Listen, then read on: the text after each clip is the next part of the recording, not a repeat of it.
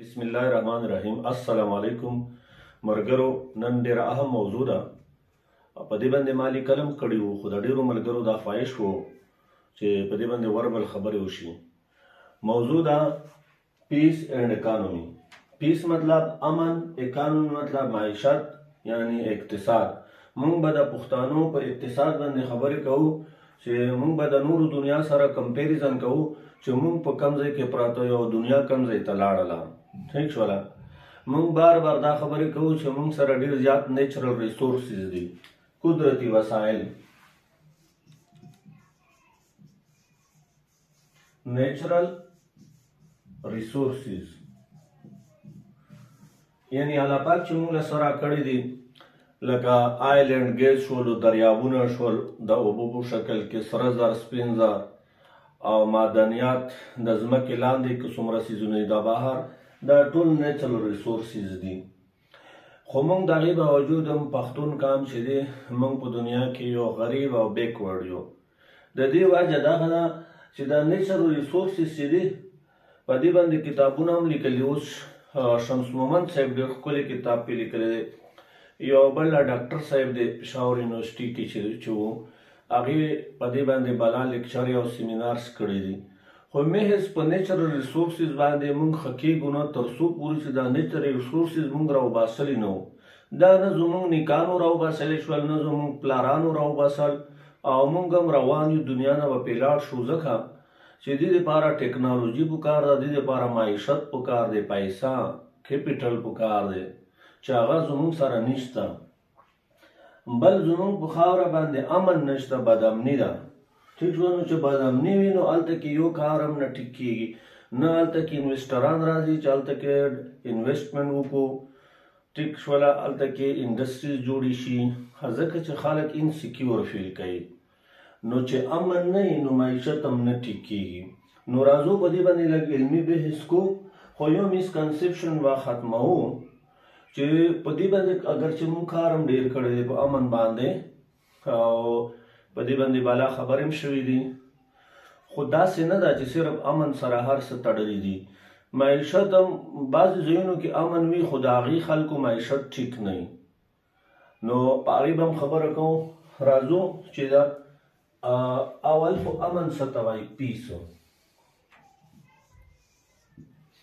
امن چې دی محض دا نه دی چې دلته جنگ نشته، یا بم بلاست نشته، یا قتل و غارت نشته، یا کډنیپینګ نشته، نو امن دی.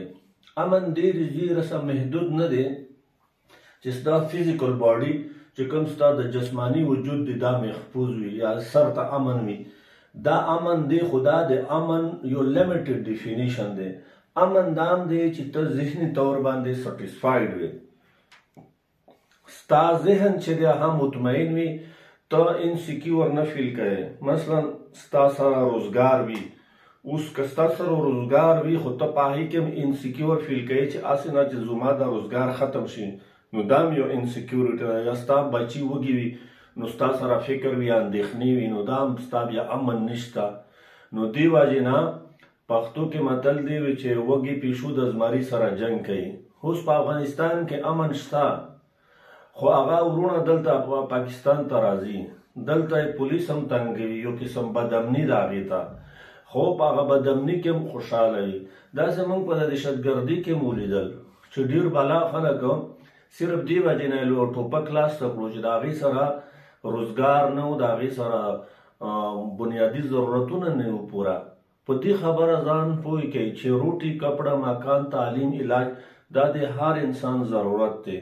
که هغه کافر وي، که مسلمان وي، که هغه تور وي، که سپین وي، هغې ته روټي، کپړه، مکان، تعلیم، علاج پکار دی. اوس د بده مرغه پښتانو ته ځینې مولیان وایي چې نه، دا خو چې کومه دی که نه د الله پاک تقسیم دی او تاسو صبر وکئ، او د دنیا چې دی د دې وسایلو د مچر پر برابر قیمت نشته. نو اوس د یو انسان دا کنسپټ جوړ شي، دا ذهن یې جوړ شي، هغه به د خپل وسایلو ته څه توجه ورکړو، څه ترقي به ورکړو، د دې په اهمیت په څه پوه شي. هغه خو اوس بیا چې چا ورنه یوړل سو، هغه به په دې سره کار نه کوي.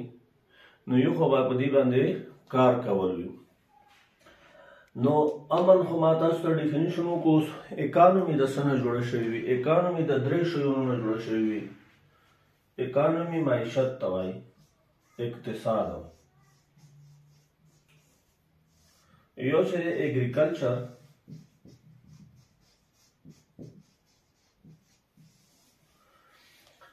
خو نن سبا دور کې ماډرن اګریکلچر، یعنی دنیا اوس چې دی د یو پټي نه 15 فصلونه اخلي. پښتانه د یو پټي نه څومره فصلونه اخلي؟ زیات نه زیات 2. دویم شی چې دی زموږ سره دی انډسټریز.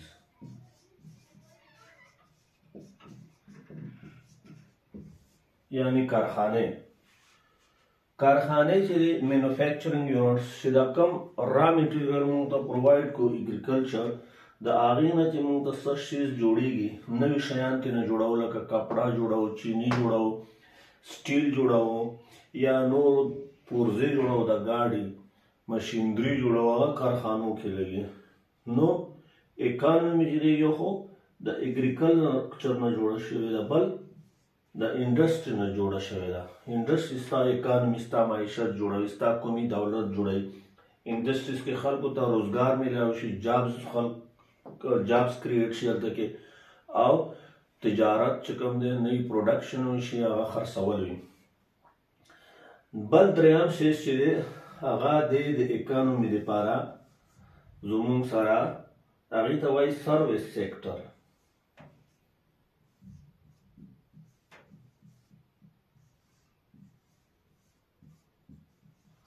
لکه ستا ریټیل شولو، شیانو خرڅول، سیلز فورس، ستا ډاکټران شول، ستا وکیلان شول، ستا انجینیر شول، دا ټول سروس سیکټر. د دې نه به پیسه راځي، ستا اکانومي به جوړېږي. اوس د بده مرغه د پښتنو سره اګریکلچر هم نشته، ځکه چې د دوی ډېره ځمکه چې دغه غریزه ده، اګریکلچر لینډ ډېر محدود دی. او چې بعضې کم اګریکلچر لینډ دی د کښتکارۍ ځمکه، د هغې اوبه نشته، دریابونه، نهرونه، ایریګیشن سیسټم نه دی ورته جوړ شوی. نو ته خو د دې نه هم فارغه شولې، اګریکلچر هم ستا ختم دی، ستا ضرورت نه پوره کوي. انډسټریز چې دی پاکستان په خپله یو غریب ملک دی، پاکستان کې انډسټریز کمې دي، خو په خیبر پښتونخوا کې او په ایکسپارټا کې انډسټریز نه هونه کې برابر دي. او چې د کمې نو واړه واړه انډسټریل زون دلته جوړ شوي دي پېښور کې او په دسو علاقو کې، نوښار کې واړه واړه، دا په بندېدو باندې دي، دا یونټ یې بندېږي او روان دي، خلک په بل ځای کې انویسټمنټ کوي، دلته کې دهشتګردي ده، ټیروریزم دی. او سروس سیکټر دی ځکه تباه دی چې تا سره ایجوکیشن ډېر زیات کمې دی. په دې باندې ما یو آرټیکل هم لیکلی و، ستا چې کم فیمیل د ریشو ده په فاټا کې هغه 5% ایجوکیټډ دی، 95% ښځې خو ستا بې تعلیمه دي. نو نیمه آبادي خو ستا د معیشت دغې چې کوم جدوجهد دی د دې نه ووتله. د باقي چې کوم خلک پاتې شول، دی کې هم ټول ویښته خلک یې غټ کړي دي په ایکسپارټا کې، او سبق نه وایي، ټیچر خپل سکول ته نه ځي چې خلک ایجوکیټ کړو، نو ستا سره ایجوکیشن نه وي. څلورم شی د اکانومي لپاره نالج بیس دی، ساینټیفیک R&D، ریسرچ اینډ ډیولپمنټ چې ورته وایي. نو ریسرچ اینډ ډیولپمنټ هم دلته کې ډېر زیات کمې دی. زموږ خلک تعلیم سم نه کوي. د دنیا چې کومې ښې 1000 یونیورسټۍ دي، ټاپ 1000 1000 یونیورسټۍ، په هغې کې د پاکستان یوه یونیورسټي نه راځي. بیا د پښتنو په دې غریبه خاوره باندې به څه هغه به وي که نه، یونیورسټیانې به وي، د هغې به څه معیار وي. نو دلته کې موږ سره د تعلیم کمې هم دی. نو مقصد مې دا و چې یو خو دا میس انډرسټینډینګ ختم شي چې پیس بېشکه ضروري دی، خو پیس هر څه نه دي. د پیس سره اکانومي باندې هم کار کول ضروري دي چې پیس را هم شي، امن هم راشي، بیا به موږ په معیشت باندې به کار کوو، ماډرن فارمینګ به کوو، انډسټریز به لګول غواړي، ځوانانو به ایجوکیټ کوو، ځوانانو له به روزګار ورکوو، غریبي به ختموو. ستاسو یو جهان مننه.